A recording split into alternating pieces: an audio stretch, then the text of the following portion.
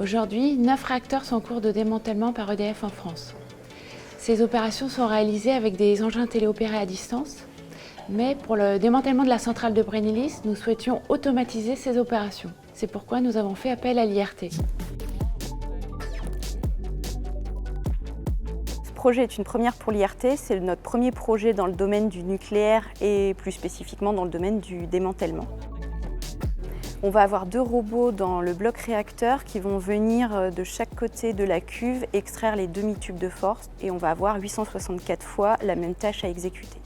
C'est un espace où l'homme ne peut pas aller puisque c'était le cœur du réacteur, d'où la nécessité d'un robot. Graphitech a accompagné EDF et l'IRT dans le projet Fetch avec la casquette d'intégrateur technique.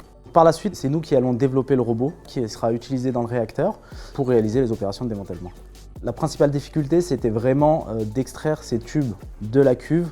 Donc il faut se rendre compte, c'est des tubes qui font 2,7 m de longueur, qu'on doit extraire dans un couloir qui fait 1,4 m. La première grande étape du projet, ça a été d'abord un dialogue avec EDF et puis Graphitech, de façon à vraiment comprendre tout l'environnement et toutes les contraintes qui reposaient dessus. Et nous avons fait appel à l'expertise du LS2N pour synthétiser ces contraintes, les prioriser. Mon travail a consisté à accompagner certains ingénieurs du projet sur la recherche de solutions technologiques, de robots adaptés à cette tâche d'extraction de tubes. On a abouti à un robot, finalement une solution robotisée qui est unique mais simple et capable de générer un certain nombre de mouvements. On a identifié 14 mouvements types à réaliser par le système robotisé. Certains de ces mouvements seront répétés plusieurs fois, d'autres qu'une seule fois. L'IRT a amené son expertise sur l'asservissement visuel pour guider le robot jusqu'à sa destination afin de s'affranchir de toutes les variabilités dimensionnelles qui pourraient exister entre la CAO qui a été faite à partir des plans du cœur du réacteur et la réalité. Donc là, il s'agit d'utiliser un flux vidéo en fait. Ce qui a été particulièrement stimulant dans ce projet, c'est de voir que nous avons fait tout un travail en simulation au départ qui montrait qu'a priori on arrivait à sortir ces tubes. Nous avons fait un copier-coller des trajectoires de sortie de ces tubes et de l'enchaînement dans lequel ça devait être sorti. On l'a transposé sur une maquette à l'échelle à demi qui est ici. La difficulté, c'est de trouver le bon enchaînement de sortie des tubes les uns après les autres et de voir que les tubes sortent dans la réalité. Ça, c'est extrêmement stimulant. Le travail effectué sur l'année, puisque c'était un projet d'1 an seulement, a été considérable, avec à la clé des résultats très importants.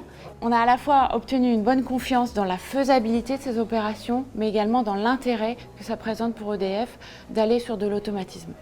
Pour l'instant, nous nous concentrons sur le développement du démantèlement de Brennilis avec des automatismes, mais nous espérons également pouvoir les utiliser dans d'autres situations de démantèlement ultérieurement. C'est très intéressant de travailler dans ce domaine du nucléaire parce que des contraintes qui n'existent absolument pas dans d'autres domaines, ici, sont prépondérantes. Il faut que le robot soit sûr dans son fonctionnement. Il y a des niveaux qui sont largement supérieurs à la sûreté de fonctionnement qu'on peut rencontrer dans d'autres secteurs. Je suis très fière du travail accompli par l'équipe de l'IRT, autant au niveau simulation, asservissement visuel, démonstration. Ce projet démontre pour l'IRT notre capacité à nous adapter à un nouveau domaine d'activité et à transposer des compétences acquises dans d'autres projets au préalable.